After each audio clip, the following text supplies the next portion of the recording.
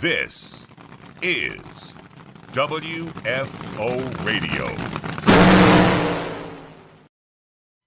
WFO Radio is back. What's up, everybody? I'm Joe Castello, and we're going to be recapping the NHRA Sonoma Nationals, Race 2 of the NHRA Western Swing. What an event. It was great. Alan Reinhart, the voice of the NHRA, is going to be joining us from now. So if you're watching on social media, if you're watching on YouTube, share the show. If you're on Twitter, give us a retweet. Let's get the word out and get all these drag racing fans on the same page. Now, I got some news I want to tell everybody about. Obviously, important stuff about the show. Last week's show, we had a weird technical issue like 1 second before we were going live. It's like Facebook deleted, blah, blah, blah. And so we reposted last week's Super Show. It was a bit of a bummer, but this is a great opportunity for me to tell you, like, hey, unreliability. What's that about? Subscribe on YouTube, WFO Radio TV on YouTube. And that way, if one or the other were to happen to go down at any point, we've got a little redundancy built into the system, right? And it was funny to watch the numbers like jump up as people realized they needed to go over to YouTube or to Twitter or wherever they watch the show. We still stream on Twitch, although I don't know why, but we still stream on Twitch. But just do that. Be subscribed in 2 different places just in case. And always remember, the audio-only podcast is always available on Apple Podcasts, Spotify, SoundCloud, or wherever you get your podcasts. And remember, WFOradio.com is always available. What a race. It was just awesome. We're going to get into it. We're going to talk with Alan. We're going to break down the event. It's going to be mega. But first, I got to say, this is the most important thing that I will say. Happy birthday to my ma. That's right. Mama Castello is having a big birthday, another trip around the sun, and I just love my mom so much. But, you know, everybody loves their mom, but I love my mom, and it's her birthday, and Mom, thank you so much. And she and my dad, they watch, I would say, 80% of the stuff we do. They did have a big weekend watching NHRA.TV and had a great time watching out there till late night. Because the West Coast races, when we run at night, it makes it tough for the East Coast viewers. But I think that's cool, kind of like, you know, when Formula One is on in the middle of the night, right? When else do you have something cool to watch at 11 p.m., 12 p.m. on the East Coast? And they stayed up, they watched it all. It was great stuff. So happy birthday, Ma. Love you, appreciate you, and I'll see you later on this week. Great stuff. All right, before we get to Reinhardt, I want to bring on or tell you about the people who are the loyal sponsors of WFO Radio. And we're already working on a new episode of Hidden Horsepower, but there's a new episode up right now. It went live last week on Friday morning with Cass Choate. If you're a diesel guy, if you're into the whole diesel side of the universe, this guy, Cass Choate, Choate Engineering, is cutting edge in terms of performance and really unlocking all the mysteries of the diesels and just how much power they have. And it's pretty amazing what they are doing in the diesel world. And I don't know a whole lot about diesel stuff, but he says they're still at the very beginning of their learning curve and finding like parts and pieces that can't stand up to the pressures inside these engines and rebuilding them and doing them. And of course, they use total seal piston rings. But go check out that episode, especially if you're a diesel guy. I think you'll be interested. And even if you're not, his personal story is highly motivating. It's great stuff. And I think it's great for all the young people out there to listen because he gives some really great advice. That's a big part of it. And I know I'm pitching the podcast, but the podcast is really just incentive to go to totalseal.com. And next time you get an engine build or you're an engine builder, check out the products they have at Total Seal. And how about Hartford on the Walk 1320 with Amanda? Great job. They hit the wineries. They were doing the deal. And Hartford was able to get out of doing a dance on TV, which I think is pretty smart. TotalSeal.com. Check them out. Samtech.edu, speaking of the next generation, been talking with so many people about, our country and where we're going and what's up and, who's going to do all this work, right? And it's you, young people. You're the ones who are going to do it. And we need engine builders and we need machinists and we need crew guys and we need sharp guys and we need sharp people who know how to learn and know how to work. And it's funny how Samtech has got all of those things covered, right? Go to their website, samtech.edu. Check them out. Judd Massengill, Linda, Brian, everybody over there. When you call and ask them, just ask them, like, what about it? They've got, they're approved to train veterans under the GI Bill. So many great things. And if you're a young person, and I've been running, I'm positive and optimistic, like when Shelby Williams wins Stock Eliminator and her dad, Steve, tells me that every day she writes a list of how to get better, not at racing, but in life. and she's 18 years old, that heartens me. It makes me fired up and excited about, man, we've got a lot of young people out there doing the right thing. And then some just don't know just yet. And they need some education, and that's what they give you at a place like Samtech. Check them out, learn more about them, and maybe it's for you, samtech.edu. Frank Hawley's drag racing school, kind of a different situation in that there's education and there's learning and there's motivation, but it's to drive race cars and analyze what they're doing and how to be better and how to repeat, how to think properly. We've got a couple of our listeners that are going to just the classroom portion of Frank Hawley's drag racing school real soon. I just love Frank, and they reposted my interview with Anson Brown from Denver, and I was super honored about that. And Anson was like, I want to race my dad. I'm going after my dad. And I was like, oh man, watch out, Antron, because this guy looks like he could probably take you out right now if you weren't his dad. But just great stuff what's going on at Frank Hawley's drag racing school. And remember, the Dragster Adventure courses start at $399. You still get Frank, and you're still driving a dragster. You just don't end up getting your super comp license. It's like dipping your toe in the water, but it's very affordable, and they come to you. Check them out, FrankHawley.com. And then Marvin Rodak, RodaxCoffeeandGrills.com. The hot sauces and the spice rubs and everything that's great. I'm drinking Rodax coffee out of my Santa Pod mug right now, and it's got me fired up for a great day at WFO. And I can tell you that when I go to these hotels and I use like the Keurig pod for a couple of days, and then I get back to the real stuff, it's just so much better. Plus our friends at Nitro Fish, and I'll tell you about the WFO radio store later on in the show in case you need face coverings. Is that a thing again? Yeah. I got back to South Florida. I went immediately to the grocery store, like right off the plane, right to the grocery store so I could be ready. And I walked in, and 100% of everybody is wearing a mask. And that has changed since 1 week ago, since the last time I went to the grocery store, when I would say 30% of the people were wearing a mask. And, you know, you all know why. Nobody wants to really get into that right now, and we won't. But if you do need a face covering, we got them. It's still $10, and I even throw in some stickers just like that. Oh, everybody is signed up on the social media. Everybody is commenting. I can't wait to get to them. But first, let's bring on the voice of the National Hot Rod Association, who just completed race 2 of the Western Swing, Mr. Alan Reinhart. What's up, Alan? How are you?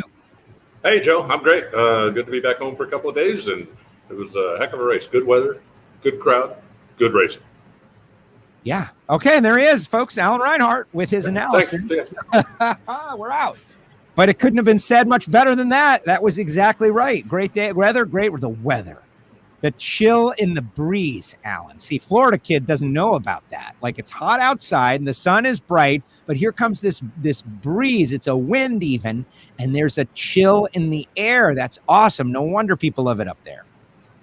Well, that's part of the reason that I would take a jacket with me everywhere I go. If I'm going to Phoenix in August, I'm going to have a jacket, because I've learned over the years that you just never know when you're going to need one. And every morning I definitely needed one.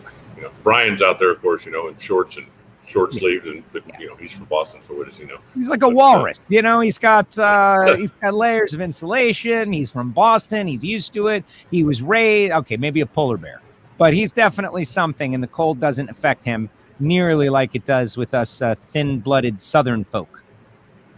Yeah, but it was great. I mean, it was just like I said, good weather, good crowd, great racing. So I don't know how you ask for anything more than that. That was a classic on Sunday. Is, you know, my simple scale for rating races always is, if that was your first time, would you come back and see us again? And if somebody was there on Sunday and it's the first time that they'd experienced NHRA live and in person, and they went, yeah, I don't know, you know what, thanks for giving us a shot. You know, go try bird watching or whatever I don't care. But if you didn't think that was a good race, you know, then we don't have anything for you. You know, we had close racing, we had upsets. You know, Tim with his big old boomer in round 1. We had plenty of stuff going on. And you got to see a little bit of everything that is NHRA. And when it comes down to, you know, the 2 Nitro final rounds, the combined total margin of victory was 0.005 of a second. And so if there was anybody there that went, yeah, that's not for me, then okay, thank you for giving us a shot. We appreciate you coming out and trying it one time. But I can't imagine somebody being there for the first time not coming back. And my announcer email was full of, wow, that was great, or hey, that was really cool, or, you know, how can I get tickets to Pomona? A couple of them, and so I think, you know, most people that were there, if that was their first experience, really loved it, and I thought it was a heck of a show. And I'm noticing as I walk the pits and just kind of get out there a little bit, just a great appreciation of being back, which we all, we can't get jaded immediately. Like, we just opened up, right? We're just heading back for the first time since 2019. And the people that I'm engaging with are thankful and appreciative and just loving, maybe, realizing once again how amazing and awesome this sport is. When you take some time away from it, then you see the cars in person again. It's like, how are they doing this? Like, these things are so incredible. And we did have a great time. And the fans I interacted with were positive and happy and awesome. And a couple of them, are going to head down to Pomona this weekend. And Pomona in the summertime with the Winter Nationals. It's odd, it's unusual, but a reminder. We would normally be heading to Seattle. A reminder of, in February, we were not out of this deal just yet. In February, we couldn't have the race. Now we can have the race. I know some numbers are changing, et cetera, and so on, but still, we're going to have ourselves a race. That's the plan, and that's a signal to me that things are better. Yeah, I don't know that we're going to have the morning chill in the air in Pomona like we had in Sonoma, but it should be interesting. It's going to be, this will be one of those things when we look back years from now. The Western Swing, obviously it's always a big adjustment when you go from Denver to Sonoma. And when we go from Sonoma to Pomona, where it is supposed to be considerably warmer, I'm sure the track temp will be up 20 more degrees or 30 more degrees. It's just going to be a very difficult adjustment for all the crews and crew chiefs to make, which usually makes for a very entertaining race. So already looking forward to it. I'm just waiting for the plane to leave. Yes. And getting ready to head out there. You got me so excited because I just got the email this morning that I've been upgraded from Miami to LAX, and I almost cried, Alan. Like, I almost cried. That's a big upgrade. Oh my God, it's huge. It's like when I get the one that says, "Hey, you've been upgraded," I go, "Awesome." Tucson to Phoenix. I go, "Seriously? Really?" I get upgraded for 28 minutes. But no, those long flights, it's even better. And what kind of plane are you on? Are you on like a big lay flat? Yes, some sort of business class, something 16B. So I don't know. I'll have to double check. 16B? Yeah, something like that. Let me check. Oh, yeah, that will be a lay flat. You should have plenty of room. I know. Like, I've only been in one of those things once, a lay flat. Look at you with like the lingo and stuff. All I know is that, I guess it was in 2018, going on the Western Swing, going to San Fran. I was under the weather, all right? I was like, oh, man, this is terrible. And I got there, and it's like, hey, you have this. And you have an apartment. I feel better all of a sudden. Like, this is great. And it was a good time. But I had a friend on the flight. Reg was on the flight back to Miami. So we chatted up a little bit and talked a little bit about the event that was. And so I'm excited, man. This is great. This is great stuff. And everybody is chiming in. Everybody's saying happy birthday to my ma, which is great. Thank you, Monica. I appreciate it. And liking the Hidden Horsepower podcast. And they said there was great energy this weekend. And I agree. There was great energy this weekend. Let's talk Top Fuel, because it's a glass is half full, glass is half empty storyline. Like, we did have a short field. Oh, glass is half empty, except through that short field, we had some really interesting stuff, like Brittany versus Leah for a bye into the final. Wow, like 2-for-1 into the final in Top Fuel with two of our lady racers who hadn't raced each other since 2017. That was like a weird anomaly, shock. And that run alone, like, for me, is like that makes it all worth it by itself. Then you get Leah going to a final. Finally, like, that thing that happened in Denver, the oil coming out on the starting line, down for a half hour. That was the rock bottom moment, the darkness before the dawn. And look, they were able to rebound and get to a final round this week. Get Steve, awesome stuff. Yeah, I mean, hopefully Leah and her team can keep it going. I mean, they've certainly been snake bit. A lot of their wounds have been self-inflicted, and, they would tell you that flat out. So, if that's turning a corner and that's going in the right direction, then that's good for them. The race with Brittany, where they both went out there and puffed the tires, certainly wasn't the Top Fuel race of the day, but if you're Leah, it doesn't matter, right? She pedaled it, got the thing, got to the finish line, and got the win. And then goes into the final round with lane choice over Steve. And texting back and forth with Steve, I send everybody that wins a congratulations text on Sunday night when it's over with. And I texted to him, I said, you do realize that what you're doing is impossible, right? And he said, oh, yeah. He goes, I'm just enjoying it while it lasts, but it's just, everything they're doing right now is coming up the right direction. I mean, how do you, and Steve said it, he said it, I believe he said it to Amanda at the top end of the racetrack. He said it to me on the stage when we were talking to the fans. He said he was in the middle of a double step. it was a bit of a long tree, which, okay, that's why they're random, so you can't guess.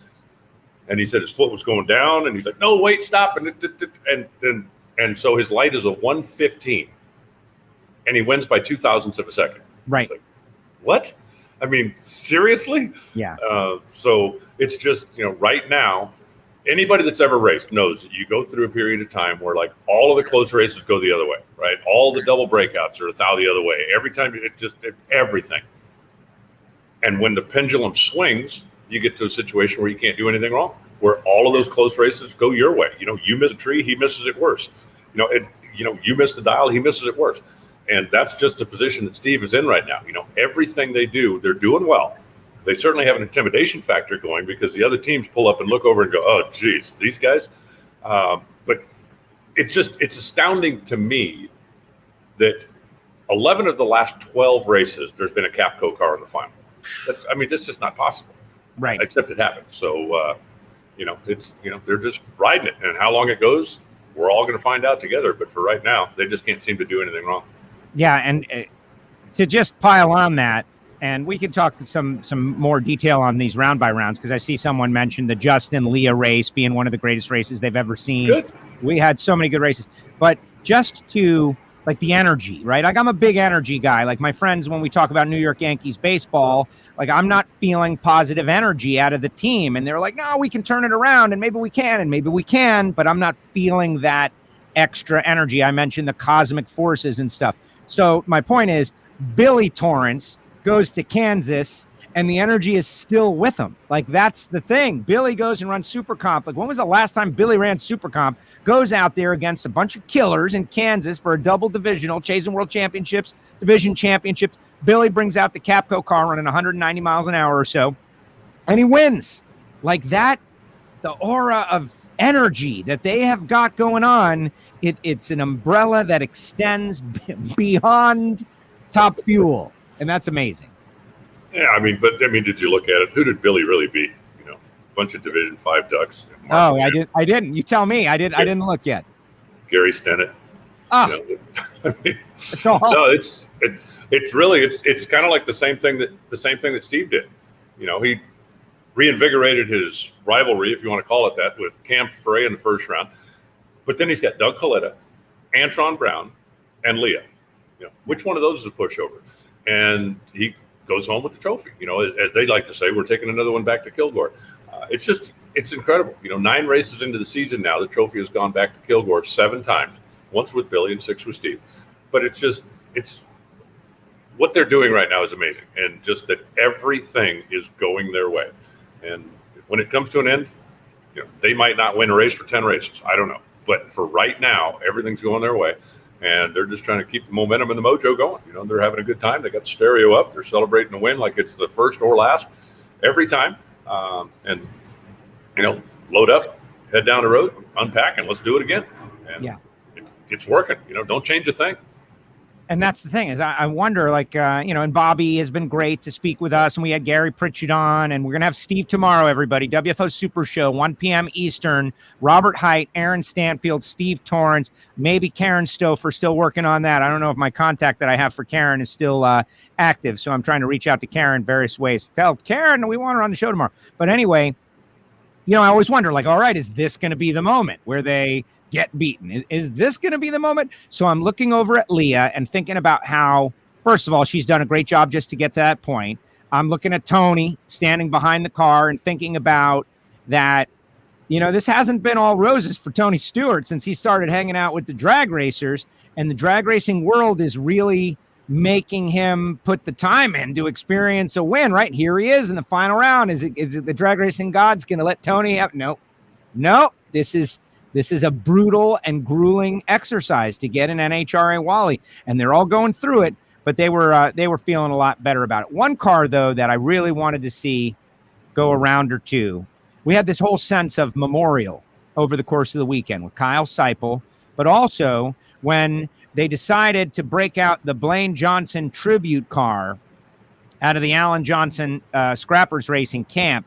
That one tugged the heartstrings big time. I know you were very, very close to that team. I don't know if you knew in advance of the press release going out because they wanted to keep it secret from Alan. But just let's talk about that, because Blaine Johnson was my favorite Top Fuel driver, because, Snake retired. Like, you got to pick a new guy, right? Like, at that era, it was like pick a new guy. And like, these two brothers, I don't know them from Adam, and they're going to be my team because they're clearly pretty good. Let's see what they do. And so I followed Blaine Johnson through his career. Obviously, to see that car was a stunner, was a shocker, and it was just an awesome experience. I would have loved to see it go another round. Maybe they'll keep it on for this weekend, hopefully. But what about you? What did you think about that whole thing? Well, I mean, the fact that they did it is awesome. I think that, the story behind it is even more interesting to me. It was Melanie Johnson that originally came up with the idea, Alan's daughter.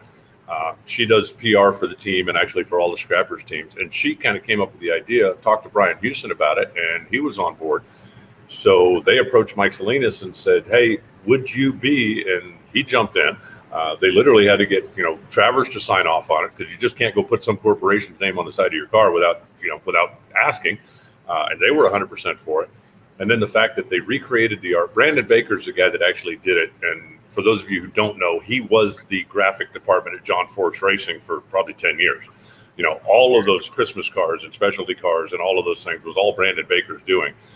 He is now, it's gone out on his own doing graphics, but they reached out to him and said, can you help with this? And he jumped in. And it was just, when they unveiled it, when Melanie sent the text out, and it's like, yeah, that's going to be pretty cool. And then when they pulled the cover off of it, it's like, wow, that's really it, right? I mean, it's not just, we blasted a couple of decals on there to do in mirror. That's really it. That's what the car looked like when they beat Kenny and Sonoma in that final round, all the way back in 1996. And again, nobody at the time knew. They went to Brainerd, had a wheel stand, and then went to Indy and had the terrible crash in qualifying. Yeah, but great that they thought to do it. I know they probably have a plan for Pomona, but I would love to see that car a little more. And, maybe if someone from Mike's team is out there, like, or maybe that's already the plan. Like, I don't know, but I loved seeing that car, and it was great. I felt like there was a good sense of energy out there. Speaking of Capco boys, we got Gary Pritchett out there saying, what's up, Reinhardt? Hey, Reinhardt, don't you just love race day? And Gary got rave reviews for his interview last week. They were going over the road. I don't expect that you got to see it, but they were in the truck going over the road. Bobby's driving. Gary's got the sun in his eyes, and he's talking Top Fuel, and it was just a really cool scene. And then they go out there and get another win. Let's talk about sweeping that Western swing. Like, that's hard to do. It's historic. Only a few have done it. The Capco team has not swept the swing. They've won all three races of the swing in different years, but this is their chance for more history. Well, see, and I think now's the time to talk about it. There was a lot of coming out of Denver, and, even in qualifying, I saw some of the Fox stuff that they were doing, the NHRA on Fox. They'd go talk to Matt and go, oh, well, what do you think? You can sweep the swing. It's like, you won one race, right? I mean, if a guy wins the first race of the season, you don't start talking about, oh, you're going to be undefeated. I mean, get halfway there, right? Get halfway there, and then let's talk about it. Obviously Hagan fell short in the final. Matt Smith fell short a little bit earlier than that. But now Steve is 2/3 there. And now I think is the time to talk about it. And, I think the only thing that can stop them is them.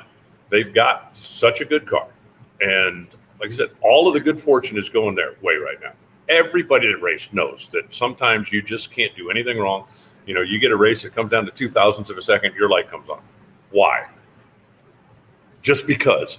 And everybody knows that, that won't last forever. So if it lasts one more race, then they will officially sweep the swing, and he'll get to take a broom home. If it doesn't, then, they'll come back at Topeka and try to start a new one. But like I said, I think now's the time to talk about it. But I think they're still, the car to beat. Even though qualifying, they gave away the first two qualifying runs. I thought it was funny that, when you talked to Bobby down on the starting line, he's like, well, you can't be perfect all the time. And then when Amanda talked to Steve at the finish line, he said, oh, yeah, we were testing. We're testing. Exactly. Come on, Bobby. Yeah, What are you hiding from us? Tell us the truth. Yeah, if Gary's out there, Bobby's out there, I am sure. Just tell us, Bobby. Just tell us the deal, Bobby. We know someone's going to find out. Your driver can't keep his mouth sealed. He's a talker. So just give it to us, Bobby. But he keeps him close to very Italian, keeps his the stuff close to his vest. And I appreciate it. They came up Saturday afternoon, which was the final qualifying session, hottest part of the day, hottest racetrack we've seen so far that weekend. zoom, low for the round, went to the number 2 spot overall behind only Brittany's run from Friday night. And then obviously on race day, they had a car that was good enough to close the deal again. And we have received, it's funny, last week we had, 2 weeks ago we had Bobby, and last week we had Gary. And I heard through the grapevine that like Steve was like, hey, what happened? Well, I thought I was going on WFO. It's like, all right. And so since they're poised to be, with this whole swing deal, we're going to have Steve tomorrow. But I talked to Richard Hogan, and he's okay with coming on the show. So we're going to try to get Hoagie on with Bobby and, and have it be a conversation of getting to know Hoagie, which what a great guy.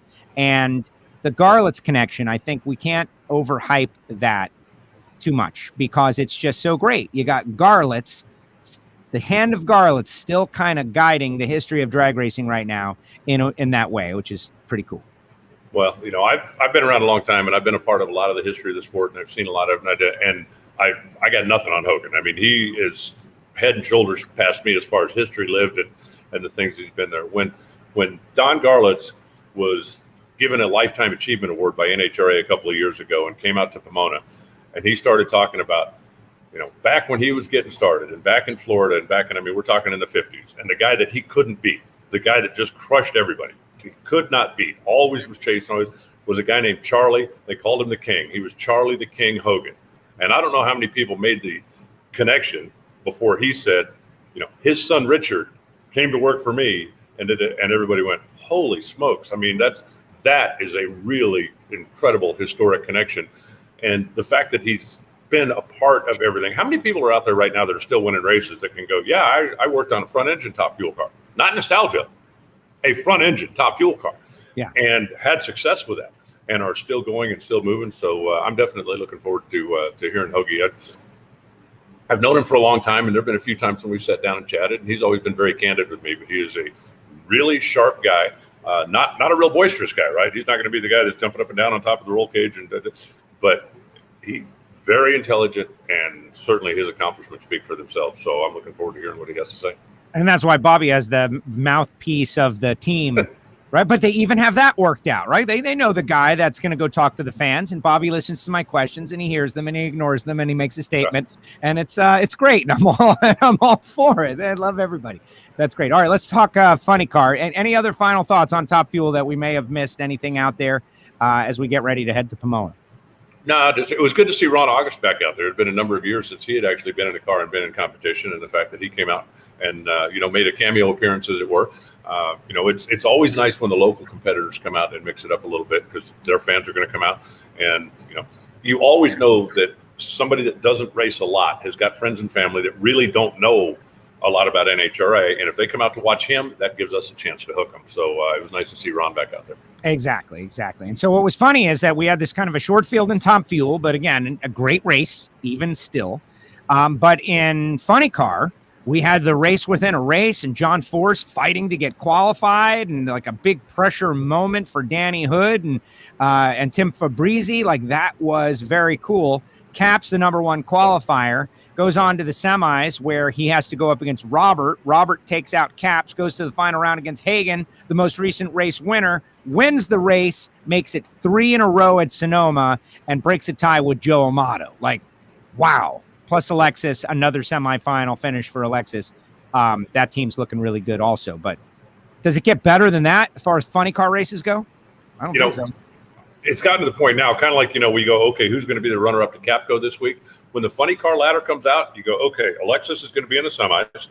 Who else is going to do something? Because that's just automatic at this point. Obviously she made the final round in Denver last week, but she's just automatic going to the semis right now. And that's how you get it done. To put it in NASCAR terms, if you run top 5 every week, then you're in position, right? The wins are coming. You're going to be there because you're doing what you need to do. And that's kind of what those guys, that team is doing right now. She had a great car. Robert, I really do think, had the best car.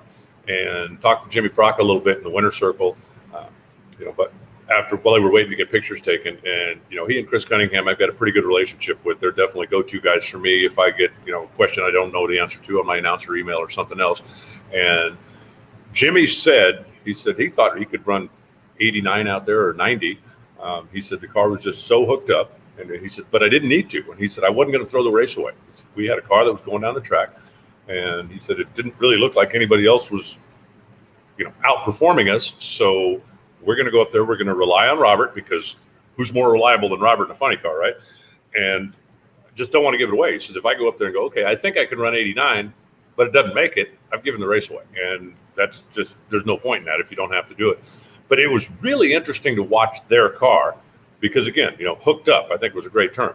There was 3 or 4 times during the course of the weekend that a funny car would be in front of my window and they'd be raising the spoiler. And that's one pair back, right? There's a pair in front of you and then you. And they'd be watching everybody. And a lot of guys were hazing the tires out, 600 feet or so. And guys would be raising the spoiler to take care of that. The Auto Club guys never made a change that I saw. And it didn't look like they had a full tailgate on the thing by any means. But that thing was absolutely hooked up. Not a wisp of smoke, never made anything. And then, whatever they had figured out to work on that racetrack was working. And one of the other things that Jimmy said, he said, you look at the grip numbers and you look at the stuff, but you couldn't completely go by that because with the racetrack having not been run on last year and they haven't had a lot of activity. And so it just feels different. It acts different. It's not just your standard thing. So that's, it's a guideline. But he said, if all you were going by was the grippo and the temperature, your setup was going to be wrong because there was a missing ingredient in there. And, experience, I guess, is the way to know that. And they certainly had the experience and made it happen. So they had a great car. Ron Capps, as you mentioned, the number 1 qualifier, he certainly was solid. Matt Hagan, another final round, he was good. But on that day and on that track, it really looked like the Auto Club Chevy was the best car, and the best car got the trophy. Yes, and they celebrated in a great way. And I went over there and kind of said congratulations. And Jimmy, like the perfect example, like, do people really know Jimmy Prock? And you see him on the starting line, and then it's this like intensity. And he's great with the interviews as crew chief. He'll let us inside the bubble. So it's interesting, like getting in there. But then after the race, he's like, "Hey, people don't realize I'm a funny guy."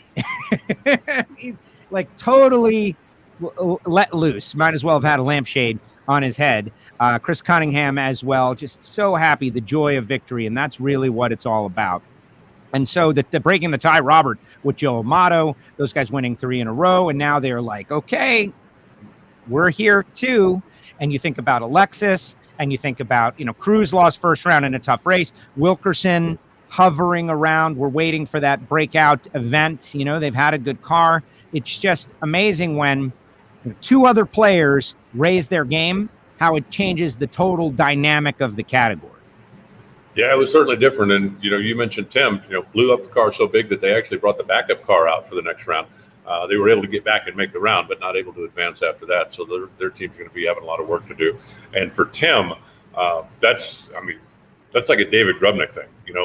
David Grubnick, when they ran low ET on Friday night, but the thing blew the blower off of it at the finish line, he was really upset because he doesn't like breaking stuff. I don't care how fast the car goes, and he doesn't either. If it doesn't come back in one piece, he's upset because he feels like he's the guy in charge of that, got to make it happen. And Tim's exactly the same way. Budgetary concerns aside, Tim prides himself on running a car that comes back in one piece all the time. And that thing blew up big. Big enough it looked like, from my vantage point, the body was destroyed. I don't know that it could be fixed. And again, bad enough that they literally rolled a backup car out of the trailer to come back. So those guys will be certainly busy this week getting whichever car back together that's going to be the primary, but the other one certainly has to be ready to go as a backup also. But more excitement, I think, than Tim wanted for the weekend. And for those of you who didn't see the explosion, all you have to do is follow a certain photographer who happened to catch it at a decent moment. Mr. Mark Rabilis gets one of the greatest explosion shots I think I've ever seen. The body is like equally cave fire all over the thing. Just insanity what happened with Tim's car. Did break out the backup car. One other note on Top Fuel, I just want to mention Steve Torrence, 50 NHRA wins, combining the alcohol wins and the Top Fuel win. And I was stunned when they gave him the check for making the countdown, right? Like, oh yeah, he's already qualified for the countdown, folks. Like, when is it? It's race 2 of the Western Swing, and Steve's already locked himself in. Like, oh my goodness, what they're doing. But point standings in funny car, little bit different. Steve's got a 349-point lead, but in funny car, more wide open. And it was cool to hear Robert, who's only 40 points back in third. Hagan's 21 back at Tasca. Tasca continues to lead. You've got 7 drivers within 100 points in funny car. That tells you the tail At the back of the field, Terry Haddock is only 2 ahead of Blake Alexander. So we've got great competition all across the board in funny car. Nothing is settled in funny car. No, well, that's definitely going to go down to Indy. Paul Lee has made no bones about the fact that he intends to and expects to be in that top 10, and they've got some work to do. But it's we've got something to watch at both ends of the funny car spectrum. With Top Fuel, it's like, okay, when's the countdown start? Who's going to win the next race? But there really isn't a ton of drama there. And before somebody starts writing, because I get this every year when they say Steve clinched. Yes, Steve did not clinch the number 1 seed. No. He clinched a spot in the countdown. Minimum of 10. If he didn't go to the next 4 races, he would still be in the top 10 no matter what happens. And that's something that comes up every year when they say, oh, they clinched. And they go, oh, well, but he's only 300 points ahead. And, what if Antron wins the next 4 races? Then Antron will take over the lead. Yeah. And Steve will still be in the countdown. Yes. We're not saying he's going to be number 1. We're just saying that he is locked into the top 10 and can't be knocked out no matter what happens. So there you go. Jeff Foster out there saying it was a fun weekend. Yes, I had a good time talking about solar power with you, Jeff. That was really good. We had some bizarre conversations off to the side. Now, funny car was incredible. Caps had a good car, though. Caps Caps brought out Rick Allen from Def Leppard. Caps always brings the celebrities. There were a lot of celebrities out there. Rick Allen had his first NHRA experience and said flat out, he goes, I've been to Formula One. I've been to NASCAR. They're all great. I love motorsports and I love cars, as everybody knows, but I have never felt so welcome and part of the family as I do here. And the access is unbelievable. So either we handed him a script about our sport that he chose to read, or we're doing it right. Oh, well, we're doing it right. We've always done it right. Who's in there, Alan? I can see you looking at somebody. I don't know. I got a sign on the door that says live broadcast in progress, and a guy walks in. Yeah, you can go ahead. Do you need something? I mean, as long as you're here. Yeah. What? No, Mike's not here. Mike next door. Yeah, he's gone for the summer. He won't be back until Dave's not here, man. Is November. What he's saying. See, I'm going to mute Alan's private conversation, but we'll just watch him. And speaking of ventriloquists, look, man, I told you to get out of here and take your stuff and your vacuum cleaners and your encyclopedias, and I'm tired of. There you go. Now you're back on mic, Alan. We muted you just for a quick second.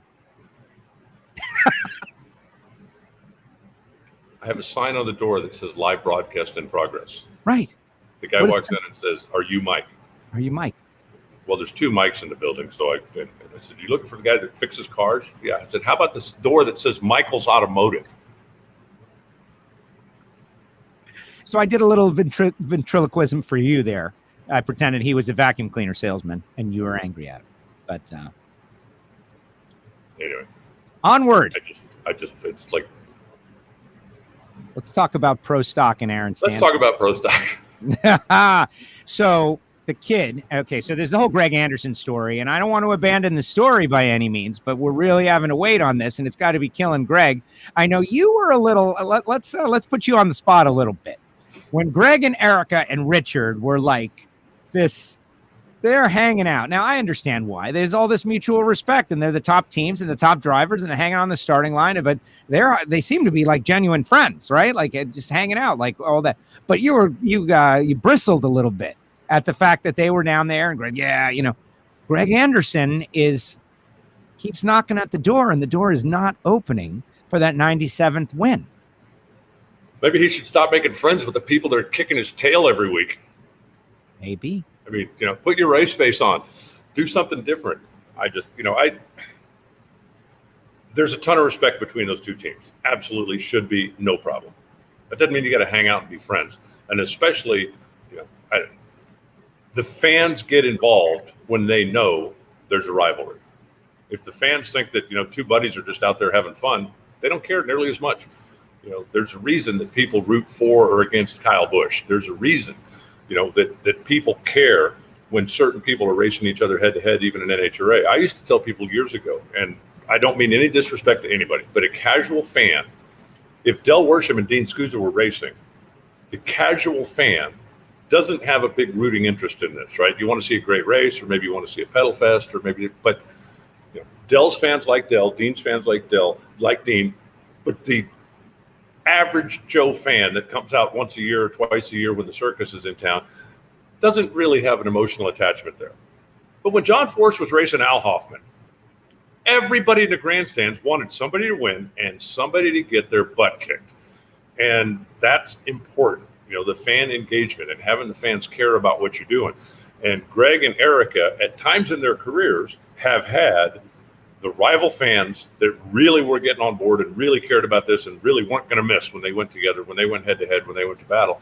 And then they've had times when they've kind of like tried to hold hands and sing Kumbaya, and it just takes some of the intensity away from the rivalry. And I think from the clash, you need fans to care about what's happening out there. We've got a bunch of young guns that are out there right now. That's good. They're bringing in new fans. We're seeing stuff. So let's get them to pick a side, right? Are you on KB's side or are you on Elite side? Or maybe you're on McGahe's side. If you want to go with, the independent, if you can call them that. But there's a lot going on out there right now. And for everybody to just go, oh, we're one big happy family, doesn't really get the fans excited about watching him race. Yes. Well, the most watched, anticipated run of the 21st century, I think, is Greg and Erica. I'm creating like as big a stat as I possibly can, but, someone has to defend it. Greg and Erica at the finals a couple of years ago. Sure. That was not a friendly thing, and everybody was upset, and Erica was annoyed, and that's what made it great. Now, here we are mid-season, middle of the swing. I expect that the knives are not out just yet, and I appreciate mutual respect and went down and talked to them, of course, and I get it, but at the end of the day, you got Aaron Stanfield and Dallas Glenn, right? The two young guns are kicking the veterans to the curb. And those kids don't care about anybody. And that we have spoken many, many times here on WFO about Aaron Stanfield being like a savant racer. Like, I really think extremely highly of him because his dad winning the U.S. Nationals, they kind of brought me in. Koretsky, like I've been able to watch this whole thing happen for many, many years and seen the kid from the beginnings. And you could just tell the way he carries himself. He's wise and smart beyond his age. And watch the heck out for Aaron Stanfield. And sure enough, he goes out there and gets the job done. Dallas Glenn, excellent racer. All of these milestones and the Drive for Five and Erica and Greg. And that's what I thought the season was going to be about.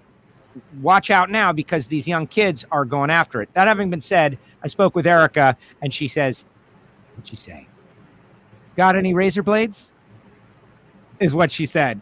I was like, not on me currently. She goes, I had the quickest car and I couldn't convert. And it was just killing her, which I loved to see that passion. You need to have that drive. For years when I was at the top end of the racetrack and a guy'd get out of the car and, the old classic, that's a great team over there. And we're just lucky to be here. And we're just, so you don't care that you lost? I mean, you don't care? Well, yeah. Well, then say it, right? I mean, you should be upset when you lose. I get it. You can't win them all. And yes, you go over and congratulate the guy that beat you and tell him I'll get you next week. But don't tell me you're happy about losing. I mean, you could be a good sport and still have some passion for it. And I think the fans, really do hook onto that. I think that's one of the reasons that Tony Schumacher had so much popularity. When he was winning, I mean, obviously, when you're representing the Army and you're doing what you're doing and you're certainly wearing the whitest hat. But the most telling statement ever from Tony Schumacher was, okay, well, if you can't win, he said, then I hope nobody wins. If I can't win, I don't want anybody to win. I'm not rooting for anybody else. I want to win. And he had a passion about winning and he hated losing. He would go over and shake the other guy or girl's hand. He would go over and congratulate, but he hated losing. And the fans kind of attached to that. And again, to go back to the NASCAR side, why do the fans love or hate Kyle Busch? Because he hates losing. If he finishes second and, it's a good points day, it's a good champion. No, I freaking lost the race. And he hates that. And that's what drives him. And that's what makes fans passionate about him. Whether they love him or hate him, they darn sure know he's there. And I think that's important. You want the fans to care one way or another. And if they don't like you, they don't like you. But you want them to care about you. Yes. Well, exactly. And if they're not talking about you, that's a problem as well. I think what we've got going on is work. And Aaron goes through Chris McGahey. Chris missed the tree badly, and I'm sure he was beaten up about that. Aaron gets through Matt Hartford, who did the walk 13:20. Hartford left the starting line first, but worst run of the weekend. That's the second time that's happened. They just kind of went in the wrong direction. Hartford had been really quick, really fast throughout the weekend, and just puts up a 58 at the wrong moment. Aaron gets through Greg, left ahead of Greg. Greg wasn't late by any means, but got loose on the top end of the racetrack. That was kind of interesting, the way the car pushed towards the center line, and Greg got off the throttle, kind of a different way to lose for Greg. That car's been on rails. And then the run against Dallas, showing that he's a driver, got off the starting line first, but there's that 58 again, right? Like at the wrong moment, they decide to have a not great run. And Aaron Stanfield is your race winner. He'll be on our Super Show tomorrow. How crazy is it that 654 or 655 and you're going 658 and you're going, well, missed it, lost it, screwed up everything. I mean, yes, we're talking 0.03 of a second, right? You get that. But that's what pro stock has come down to now. And, you don't have to miss by much, miss a call on one gear, miss anything, 2 grams on the clutch. The number of cars that had solid 60 foot and then were slow to 330 to me was astounding. And that tells me that, something in the gear ratio chart was missing, or kind of like what Jimmy Prock said about the racetrack. The grip and temperature weren't telling the whole story. That if you go, okay, that this is what we need to do, but maybe they're spinning a tire or shaking a tire out there in second, third gear, which is where you are between 60 and 330. But there were a lot of cars that made a good initial move and then slowed down between 60 and 330, and that's where the race was decided. Here's one from Chuck that I think is a good question, and we'll ask Aaron tomorrow. He'll tell us. But great win for Aaron. Why did the Stanfields choose to get their power from Elite instead of just building their own engines? There's a lot to unpack right there, but I think it's the easiest path. The Janik brothers pay for Stanfield to race at Elite, and they've got everything ready to go. This is what Elite has done. They've made it convenient to just go to them and do it and be competitive and win races instead of, oh my goodness, parts in, parts out, machining, building, testing, dyno test. Not the kid, he does that in Showdown. He doesn't need to do that in Pro Stock. That's a different program. Elite's already got a solid and strong program.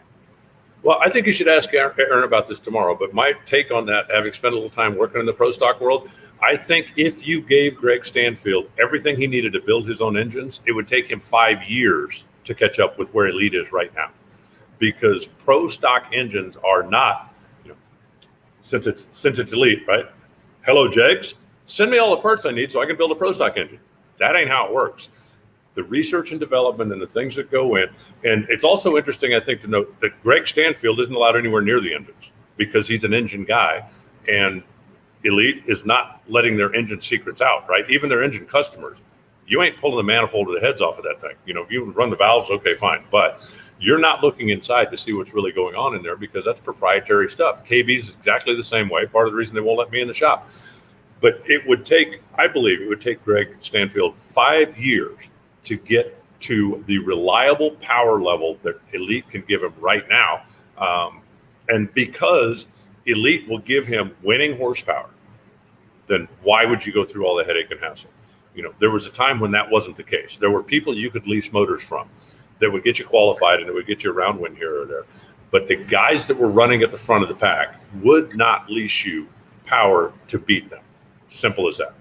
And now that has changed, and it just makes way more economic sense to go to the racetrack and have the Elite guys roll an engine over, put it in your car that can win, than to have to go through it all yourself. And it's a model that we've seen in NASCAR. Once upon a time, everybody had their own engine program, and then they kind of started merging. And now there's really a couple of engine programs out there that are successful in battling it out. Same with Formula One. They're supplying engines. The big teams supply an engine to a couple of smaller teams because it's just unaffordable the other way. You just cannot do it the other way. And Elite and KB have filled that role. You've also got McGahey and Frank Iaconio now. And so you've got a couple. Iaconio's got big power, by the way. Kenny Delco and Val Smeelan, their engines, their problem is they can't get parts right now. I think Frank is on to something with his power. We're in a good spot in Pro Stock. And so why would you take on all that responsibility and work and headache and we're going to create an engine shop when you don't have to do it? Aaron Stanfield is an ace driver. He can win the championship this year because of the situation they have put together. That's an old dynamic, I think. Well, if the guy who's supplying your engines is giving you engines that you have to make a perfect run to run a 58 when everybody else is running 54 or 55, then you got a decision to make. But when the guy that supplies your engine is giving you what you need to win, what you need to beat him, then I think that it's a no-brainer, because it comes down now to making the right calls on race day and the driver doing his job. And I think that's why Pro Stock is so healthy right now. Over the years, so many people came in and they would lease engines from somebody who was leasing engines, but you know that you're never going to qualify higher than maybe 8th. Right. And wow, if you hit semis, that's a career day. But winning a race, I mean, for 20 years, I don't think there was 3 people that won races with least horsepower. It was always the guys that did their own stuff. It was Warren. It was Steve Schmidt for a while. It was Dick Maskin's engines for a while. It was Bob Glidden for a while. But they all had stuff that they would, and some of the time they would lease, but you weren't ever going to beat them with their own stuff. And now that whole dynamic has changed. So yes. I think that strictly from a business decision, it makes more sense just to lease the horsepower and go race. And all the people who said Pro Stock was dead and gone and all of that. Obviously, it's the category that has had, I think, full fields, if not at every race for the past couple of seasons. Nearly every race. Like we've got more than we've got a full field at every race, and that's great. So whatever the dynamic is, it is working. But I got to tell you, Alan, I would really love to see a KB or Elite engine with a Liberty 5-speed inside Justin Lamb's new Super Stocker, man. What do you think of that? I think it'd be interesting just to see a Liberty 5-speed in there. I don't think that, I think if you really wanted to go the new technology route, right, use that engine, put a 5-speed in it. The couple of problems that you would have is the weight of the car, I think, would be a bit of a problem. And I don't know, that might be the only thing. And to stop it from turning into what Pro Stock is now. And I honestly don't know the answer to this, but aerodynamically, would that car be stable at 210 miles an hour? I mean, we've seen it at 170, but 210 is a long way from 170. Yes, well, exactly. And working on it. That's another aspect about it. The Pro Stock cars have evolved the way they have because they got to work on them. And working on this car and the showdown cars, we hear those guys all the time. They struggle to swing an engine. It takes a long time. Pro Stock cars are the way they are for many reasons. Pro Stock Motorcycle, Karen Stoffer. How great was that? She said to me in the media center, she goes, "Can you believe this?" And I said, "Actually, Karen, I can. I've been here for this a few times." And when you get on a roll, she had a couple of 00 lights. She didn't need them. She was catching some brakes. They got the 2-valve in there, and Karen Stoffer gets herself a win. And she has always been a strong racer, occasionally turning on the evil eye, but when she gets locked in a zone, and she seemed to be locked in this weekend, gets a win. Yeah, the telling part about that, I thought, was what you just said, the 2-valve. The fact, when the 4-valve Suzuki engines came out, the vast majority of the teams, and I think most even casual fans and followers went, okay, 4-valve, right? Can't be 4 valves. 4 is better than 2, let's move. And the 2-valve stuff just got all but forgotten. And then, a couple of teams have struggled. They've run okay, but certainly not great. You look what Steve Johnson's done with his 4-valve combination, and obviously there's something there if you've got all the right parts and pieces and got everything going in the right direction. But I think Tim Kalungian got tired of, just getting sand kicked in his face every week. And when you go out to the races every week and you go, okay, we're running 681, we're running 682, we're running 685. I used to be able to run 675. Why don't I do that? Why don't I just go run 675?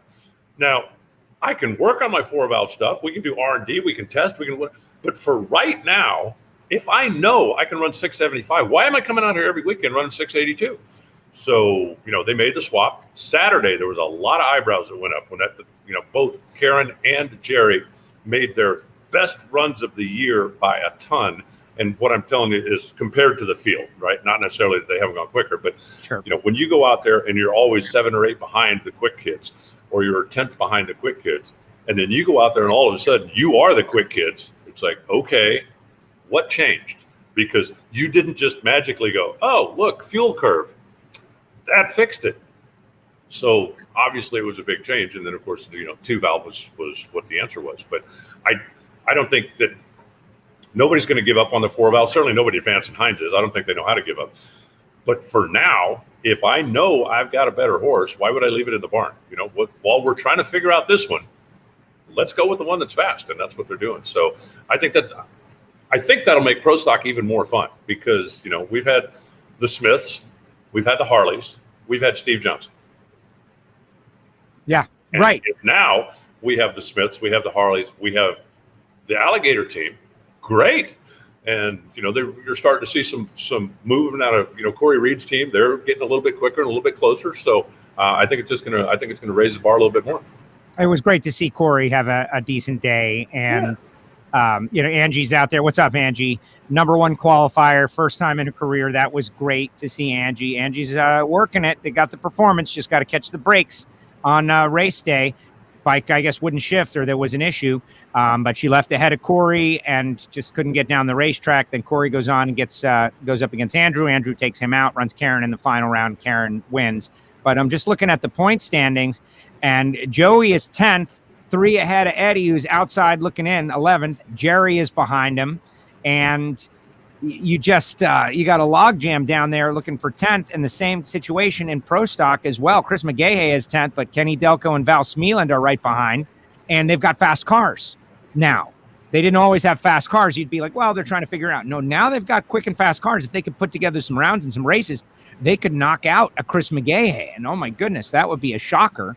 But that's where we are in Pro Stock and Pro Stock Motorcycle. This is what everybody wanted. Fights at the top, fights at the bottom. Wasn't Eddie like 8th going into Denver? I mean, he had made his way into the top 10. But the 2 races on the Western Swing have not been particularly kind to him. Certainly not this last weekend. I mean, when's the last time Eddie qualified in the bottom half of the field? So they've just got some work to do. We know they've got horsepower. We've seen it. We know those bikes can run fast, but they just haven't been getting it done over the course of the last couple of races. So there's still a lot of racing left to go. Remember, normally we'd go from the Western Swing, it would be Brainerd, Indy, and we're in. But we've still got Pomona, we've got Topeka, we've got Brainerd, we've got Indy. So there is a lot of room there for somebody that needs to make some ground, and there's some time off in there as well. Once we get done with this, we've got some days before we have to be back on the racetrack. So the people that have work to do will hopefully have some time to get some work done. Yeah, and we got to mention so many stats. 205 on a Pro Stock bike. Yeah. I talked to Matt, and I was like, what's possible last week? He said 204. And I was like, yeah, 204. I got super excited about 204. He skipped right over 204, went to 205. That is just insanity. But it makes me lament the decade we lost at like 198, 199, 197, 198, 199. Like we did that for 10 years. Now we're at 205. The bikes are going down the track. Everybody is loving it. It's new energy in the class. And I am, I'm loving seeing it. No, it's a good time to be a motorcycle fan right now. And again, because there are a number of bikes that can win. Matt Smith obviously has had the best motorcycle in the class from a performance standpoint. And I think that you can argue with me if you want, but I think I can prove that out with stats. But he hasn't won every race. They've had, whether it's been a breakage issue or whether it's been, you miss a call on a setup or whether the thing rattles a tire or does something like that, then he hasn't been necessarily dominating on Sunday. And when you go into Sundays and you go, okay, look, and it has been from my vantage point, I'd go and look at the ladder and I'd see maybe 4 bikes that I wouldn't be shocked if they won.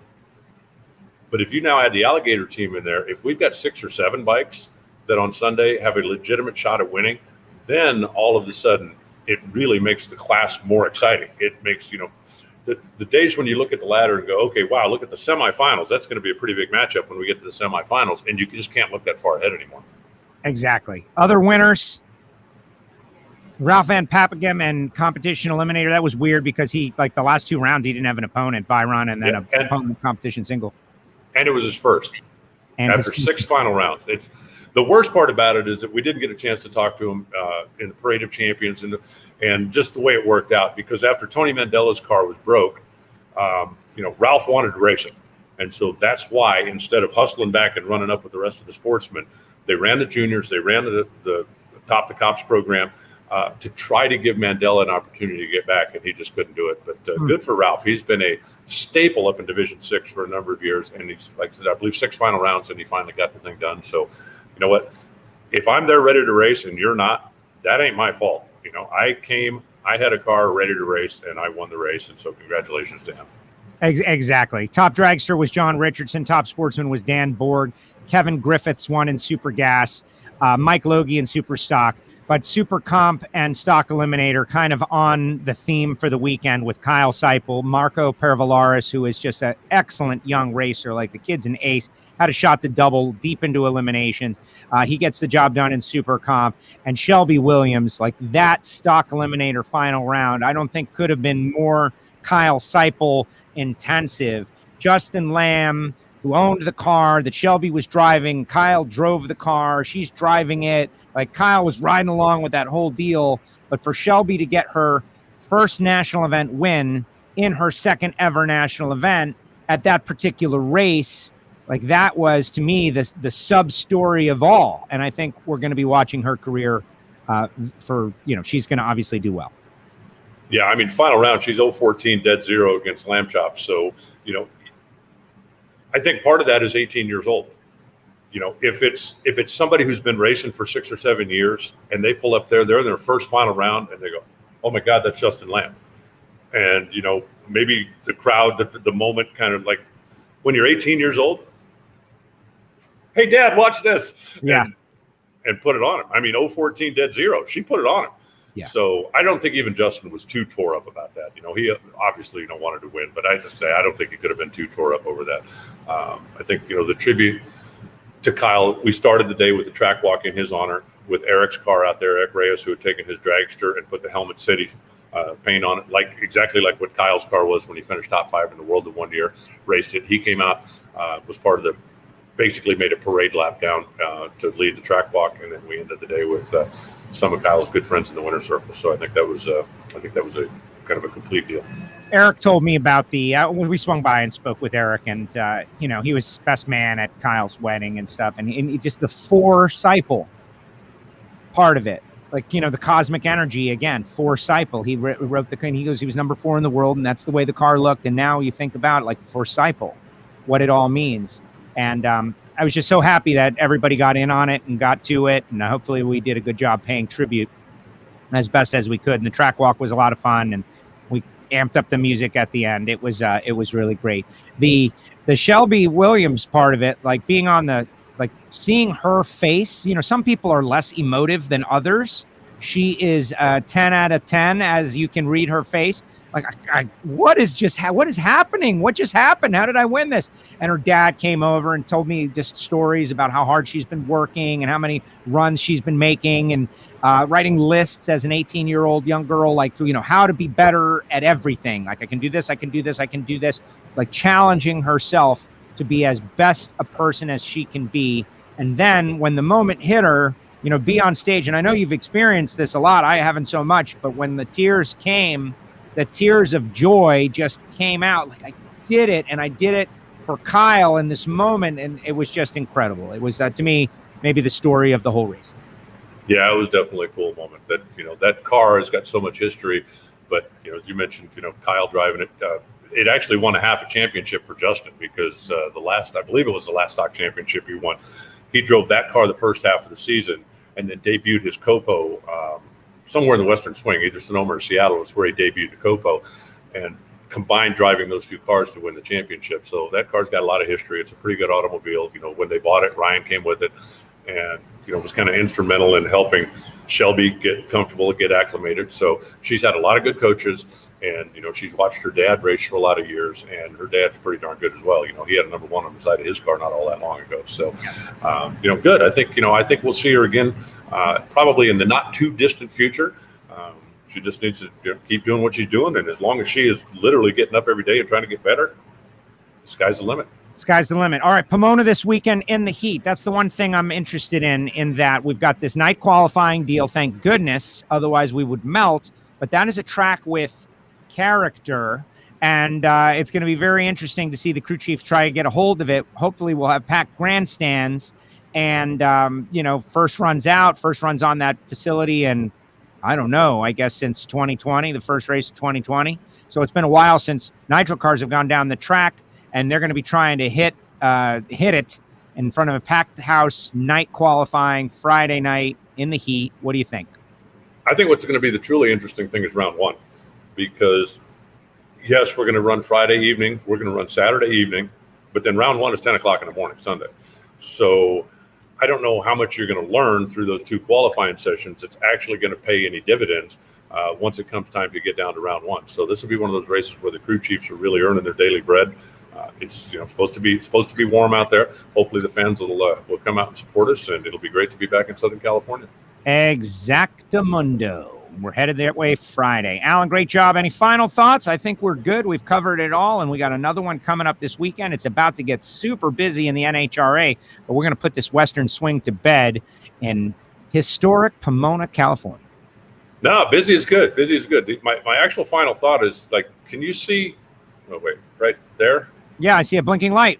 That's on top of my slot machine. I'm trying to figure out what's wrong with my slot machine. It was blinking when I came in this morning, so maybe somebody came in here and robbed me while I was gone. But I'll have to check that out. Hey, one other thing that if I can do, like, shameless plug here. Kelly Crandall from Racer.com was out at the racetrack this weekend doing some stuff. She and I have communicated a little bit on social media. But she is going to do a feature on me, a podcast about, kind of my history and how I got involved and how I got started. So if you don't already follow Kelly, you might click on that, especially if you have interest in me telling stories about back in the day, when I was your age, we didn't have CompuLink timing. But I'm really looking forward to that. She is very plugged into the racing world, has done a lot of different stuff. She's had a couple of NHRA experiences. But coming out, it was her first time at Sonoma. She was there as a guest of the Toyota folks and got really a deep dive. So I think we made even more of a fan out of her. But she's going to do a feature on me. So if you're interested in that, just check out Kelly and her social media and keep an eye out. Do it, everybody. Do it. Let's load her up. And Sonoma, for whatever reason, so bizarre. But all these like celebrities, and they all come out to Sonoma. I wonder why. Wine. Yeah. Could be the wine. It could be the place is incredible. Oh my gosh. I love it. All right, Alan, great job. Thank you. Thanks, Joe. We'll talk soon. There he goes. Alan Reinhart, voice of the NHRA, with us here on WFO Radio. Yeah, I always say it, right? I say it about all the tracks for the most part. Like, if you got a bucket list track, you're going to need to put this on the list because this place is great for one reason or another, et cetera, and so on. But Sonoma, my goodness.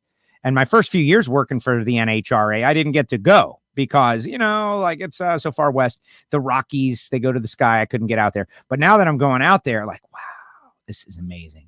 It's just such a great facility. They do such a great job. The people are friendly. The wine country thing, you have a hard time getting a bad meal. Like, if you went searching for a bad meal, it would be tough to do that. All right. Put your comments in the comments section. Feel free to direct the show wherever you want it in these final few minutes.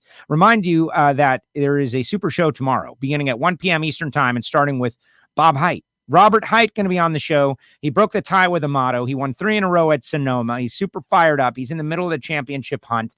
And we're going to start with Robert. Then we're going to go with Aaron Stanfield. I'm working on getting Karen, but, she works. And so we'll see. We're trying to shoehorn everybody into a super show, which is very tough. So we'll try to do that. And then at 2 o'clock Eastern, 1 hour in, like right around now-ish, we'll hear from Steve Torrence, and he'll, bring home the show. It'll be the exciting conclusion of the WFO Radio Sonoma Results Super Show. I do encourage everybody to subscribe on Apple Podcasts or Spotify or SoundCloud. Hear the audio only, like you, Kev, for instance, who watches a little bit live and then goes back and listens to the audio only. The Ignition Show was a lot of fun as we got listeners checking in from Australia and all around the world. We're talking to Sue Morris about their bracket racing program and just all hashing out just different subject matter, including like the challenge of, the labor shortage. Like, we need good, hardworking people and young people to pick up hammers and wrenches and do stuff. It was very interesting because we didn't have NASCAR and we didn't have Formula One, and NHRA took center stage. I gave some stories from behind the scenes, all of that. So definitely subscribe in multiple places in case one or the other goes down, like the Facebook broadcast did last week, 30 seconds before the show. Really, as I'm starting the show, it says, there's a problem with Facebook. You need to do... It's like, we're live, baby. We had to go, and everybody shifted over to YouTube. And that's where I prefer you guys subscribe, on YouTube. Just search for WFO Radio TV on YouTube. And Derek, one of our listeners, says it's actually superior. The comments come in regardless. So let me tell you about the people. Just a quick shout out to our sponsors, as we do multiple times every show. Total Seal Piston Rings, the leader in ring seal technology. Think about all the teams that use Total Seal and how championship caliber they are. That should sell it for you. But listen to Hidden Horsepower as well. There's many layers to this deal, and Total Seal has got high-level technology all the way up to the highest ranks of motorsports, totalseal.com. And samtech.edu, the School of Automotive Machinists. They are doing a great job. Speaking of young people getting jobs where they, the skills can never be taken from you, and we need you to do it. Like, that's the thing. We need you to do it. You'll be part of something bigger than yourself. Marvin Rodak, RodaxCoffeeandGrills.com, 817-924-6821. People always ask me, is the Rodax as good as you say? And the answer is yes. I like to think that we don't partner with anybody that does halfway attempts. Marvin Rodak is an all-out kind of guy. Hot sauces and spice rubs. And, oh, man, I didn't get to talk to Matt Hagan about the beef he wants to get together with Rodax. I didn't get into the pits nearly enough this weekend. It was just WFO nonstop. But the good news is I'll be able to see him this weekend. And Frank Hawley's Drag Racing School, the Dragster Adventure Program, I think is what you guys need to go on. Go to frankhawley.com, give him a call, ask when the Dragster Adventure is coming near you. And I think it's a great gift, $399. That's a great price for a great gift. And I recommend you do it as a corporate experience with your employees. They'll love you forever. Bring them out there, teach them to drive dragsters, and have a good time. They can even set up a race.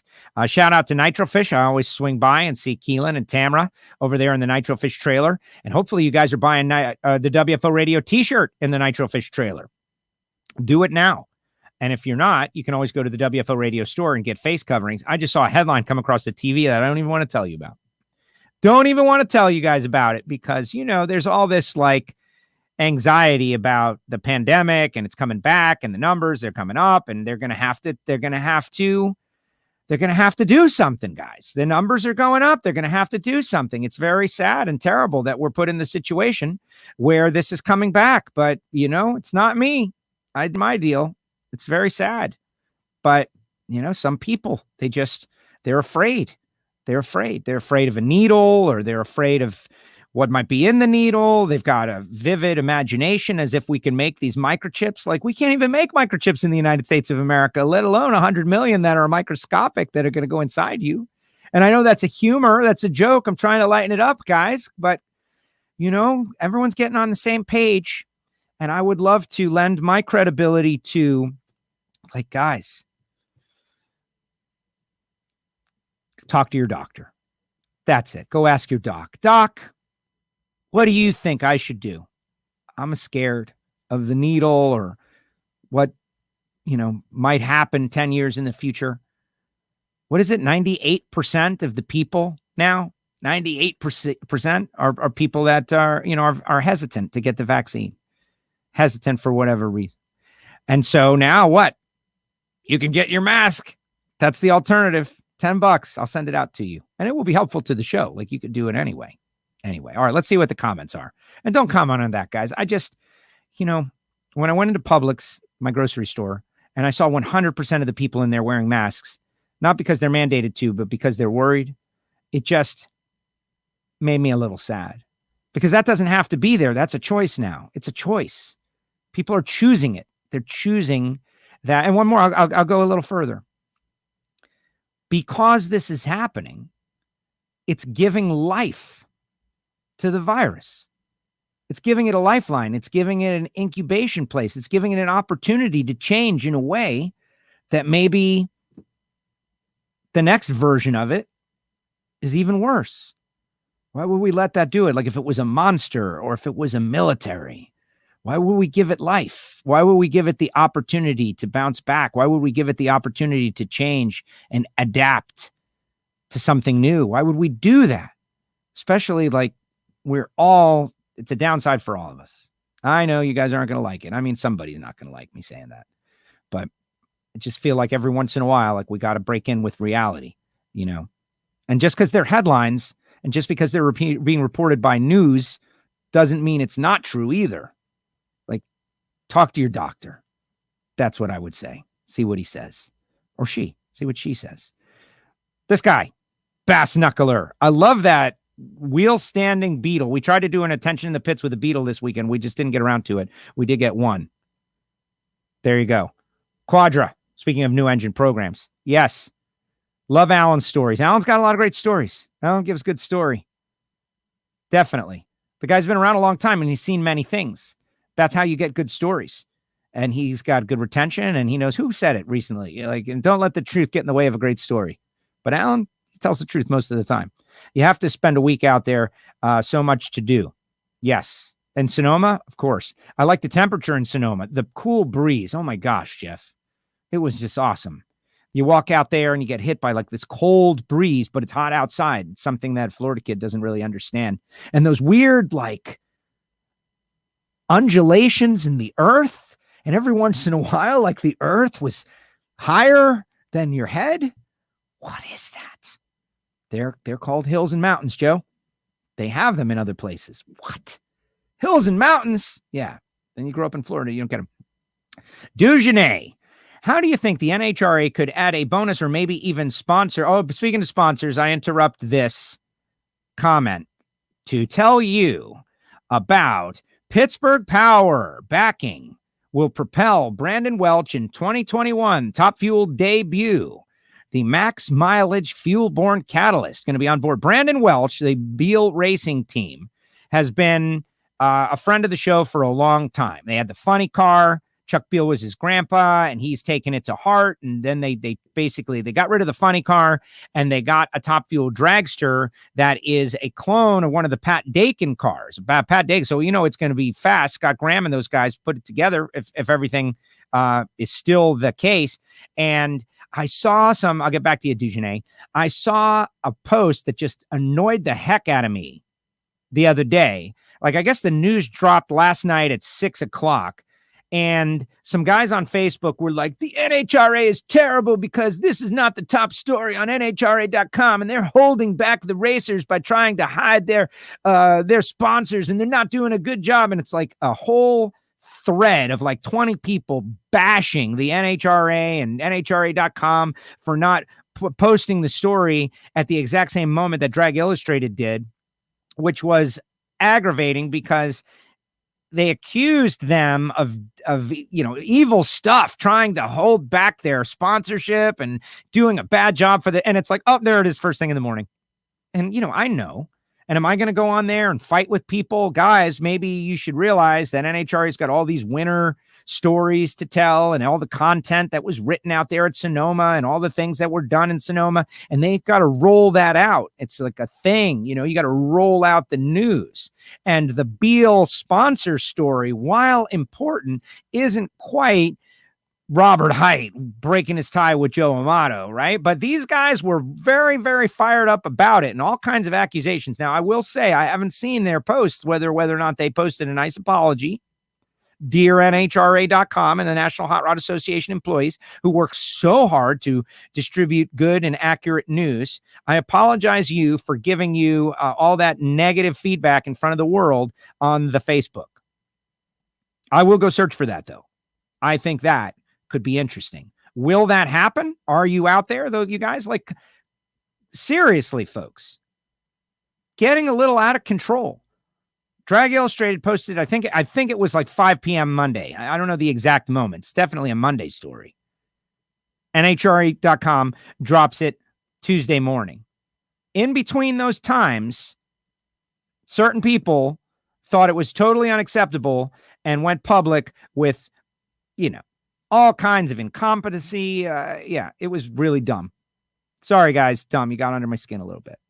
But that doesn't punish Brandon Welch for going out and doing a great thing. It just goes to show you how someone can take a great thing and turn it into a negative. Did I need to bring all of that up? No, I didn't. But, at some point, those people got to get called out. That was dumb, guys. Show a little patience. Krista goes on there. Krista Baldwin had the courage. Thank you, Krista, for having the courage to go on there and be like, well, guys, they roll these things out in stories, and I assure you it'll be a story on NHRA.com if you exercise a tiny bit of patience. Krista has to do that. Does Krista really have to do that? No. What does Dugenais have to say? A bonus or maybe even a sponsor that would put an extra money incentive to the person that sweeps the Western Swing, especially it's so rare that it happens. Well, I agree. This is something that we've spoken about on WFO radio. We definitely need to do all of that. There's only so much money out there because social media is stealing it all, is the real answer. And now that I know this, I'm going to scream it from the rooftops. Yes, Dugenais, you're absolutely correct. It would be great. What does Joe mean by this? Well, you should be listening to the Ignition Show. Watch the HBO documentary called Fake Famous, and you will see how much advertising dollars are being put into influencers that half of their following is fake, purchased, bots, offshore bots, fake comments, commentary, and how many companies and corporations are putting their ad dollars into that fake stuff when they could be putting it inside on the side of a race car or into a sport where they're getting real stuff. And how on earth are we supposed to compete with fake stuff? This is kind of an older doc. It was from last year, but you should all watch it. Everyone should watch it. And we're on social. We're on YouTube. And one of the guys in the deal, they're trying to make people fake famous. They're buying them followers. They're buying them comments. They're doing the dance. And one of the guys rejects it. He said, I'd rather have 100 real people that actually like me than 10,000 that don't know who the heck I am and don't understand what I'm all about. And that's how I have felt with WFO since jump. Give me 10 people that actually like the show before 100,000 fake people that don't give a rat's ass. And that's what it's all about. Now take that dynamic and apply it to the media buyers for all of these people, all of these companies. Every race car driver that goes in and pitches a sponsorship. Well, you're going to put your name on the side of my car, and I'm going to go out there and press the flesh and shake hands and kiss babies and convert fans and tell your story, and you'll be on the side and it'll be on Fox Sports. You compare that to fake social media presences, and they're buying the fake social media because it's the in hot thing right now, except it's fake. And they're all in cahoots to inflate their numbers because, well, yeah, we just bought this thing and we gave $30,000 to an influencer, and the influencer's got 100,000 followers, and look, they all commented and which is nothing because it's all fake, or at least a good 40% of it is not real. And then, they use that as an engine to get some people on there because some people, this person's got 100,000 followers, I should follow him too. When you could be following Tim Wilkerson, or you could be on the side of the Chuck Beal racing car. Let me tell you, a real awakening happened when I watched that documentary, and I recommend that everybody does it also. Because if you're fighting against, where are all the ad dollars going, guys? Where are the ad dollars? Like the budgets. Where's the budget? Where are they going? The ad budgets. I had someone tell me recently, the $1 million deals aren't out there anymore. Well, why? Where are the $1 million deals going? Where are they going? Where are they going? They're going to all these 100 million people who have over 1 million followers. How is that possible? Because of their bots. Watch the doc. And on top of that, yes, there should be a sponsor for the award of winning the regular season. There should be a sponsor for sweeping the Western Swing. Yes, there should be a bonus. Is it 10 grand? Is it 50 grand? Yeah, it would be great. And just give it to Capco. Monica, sorry guys, I get upset. I get upset. I know I'm positive and optimistic most of the time, but there's a couple of things that are a little bit aggravating to me right now. And the idea that there are people who still are just, dragging us back into the pandemic on purpose is really what's happening. And that everything on social media is supported by just fake profiles that are stolen. Watch the doc. What's Terry said? Carl Franklin, they were not there. The Quadras. Yeah, people are asking about the Quadras. My understanding is that Fernando has said that they heard some engines, that they will be back, that they're waiting for parts. Parts are very hard to get a hold of right now for all of those things. That's what you shut down the world supply line of everything. It makes it hard to get some things. But the Quadras are going to be back based on my most recent conversation with Fernando. It was great to meet you at the track walk at Bandamere. Thanks for signing my NHRA flag. Great show. As always, WFO Joe. Thank you, David. Thank you for asking me to sign. It always makes me feel a little uncomfortable, like signing people's stuff. I'm getting more used to it, though. I just don't feel like I'm really worthy of that kind of, I do this. This is what I do. Should I be signing stuff? What do you think of an idea of maybe a sponsor that would possibly individual money that sweeps the West Side? They're especially rare. Yeah, I got you, Dugenet. I agree. Caught the tail end of that. Who's Alan going to be on? Kelly Wade? Oh, so many funny things to say with that. Except no. Kelly Crandall, I believe he said. Go back and listen. That's why you subscribe to the audio podcast. She works for Racer Magazine, which is a very international racing magazine, and they do a great job. And, they need to cover more drag racing. Robert Hight. They really call him Bob? Doesn't have a ring to it. Stop. LOL. Bob Hight. No, it's a joke, really. I talked to Robert in Houston, and he said originally he wanted to be Bob Hight, and that Robert took over somehow. So, yeah, we'll ask him about it tomorrow. Awesome Tuesday show. As always, Joe, you did a great job out there with the Parade of Champions. One of my most favorite parts of watching NHRA.tv. Me too. But since we had live television this past weekend, it was cut a little bit short. You got to do 15 minutes of content in 7 minutes. I would love to give those guys a little more time. But when you have live TV, when the final rounds are up, you got to get them up. That's why you shouldn't watch the news. Fearmongers. Yeah, you say that, Bass Knuckler, except at some point, the information is real. Like I'm sure there's an exaggeration, and I'm sure they're trying to motivate people to do stuff through a little bit of fear, because fear is a great motivator. But at some level, like here in South Florida, our hospitals are filling back up again. Like those aren't actors. They're not fake social media bots. And me, like, see no evil, hear no evil, speak no evil, just like putting myself in a hole, putting my head in the sand, that's not going to make it go away. The only thing that's going to make it go away is if enough people go get a vaccine or something to receive, to get beyond it, to stifle out the deal. That's the thing. Hiding from the news doesn't change the news. Turning off the news doesn't change the news. The news is the news. Like, when the Blitz came in World War II and the Nazis were storming across Europe, turning off the news was not going to stop it.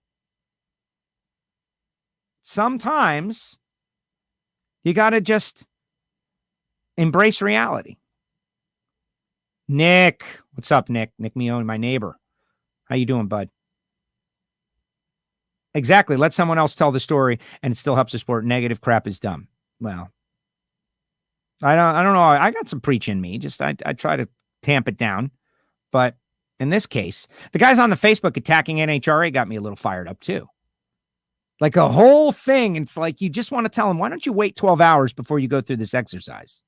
Why don't you just wait a little bit? And by the way, those two stories are actually connected. I bet you could get 11 or 12 people that actually like your show. We hope, and maybe get 20 one day. Fake Famous, I watched it after you mentioned it. Did I finish? Yes, I did finish. I think I finished. Or did the internet crap out on the show? Well, the one girl was the one, she actually became an influencer, and I saw her the other day. I saw an ad with her on there, and then the one guy kind of went back home. There are so many drivers that want to be out there, but money is the issue. And where is the money going? Like, who's getting the money? Where's the money?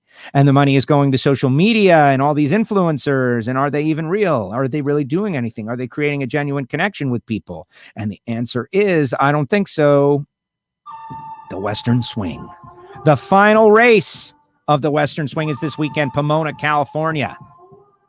Los Angeles area. I'll be flying into LAX and battling the traffic for about 6 hours, and then get out there. It's going to be great. Can Steve Torrence and the Capco boys sweep the swing? Can they do it?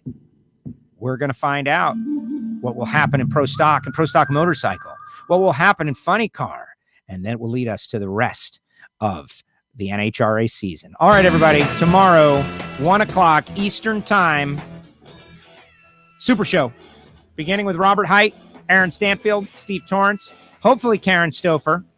No one has texted me. Karen's, no, I'm sure she'll get back with me. She works, man. She's got a real gig. Real gig. How about John Force?